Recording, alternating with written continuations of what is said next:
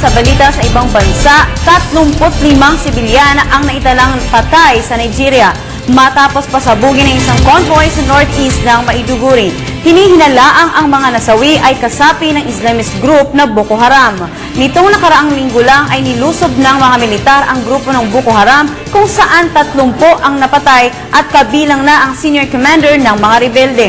Matagal nang ipinaglalaban ng mga rebelde ang kanilang karapatan laban sa pamumuno ng kanilang kasalukuyang Pangulo. Samantala, inaresto naman ang dating Pangulo na si Mohamed Nasheed sa kasagsagan ng kanyang pangangampanya sa Maldives. Dinampot ng mga otoridad ang dating opisyal matapos hindi ito sumipot sa pagdinig ng kanyang kaso. Naniniwala naman ang Maldivian Democratic Party, ang kaalyado nitong partido, na pawang pamumulitika lang ang motibo ng kanyang pagkaaresto, kaagad namang dinala ito sa kustodya ng otoridad ng dating opisyal.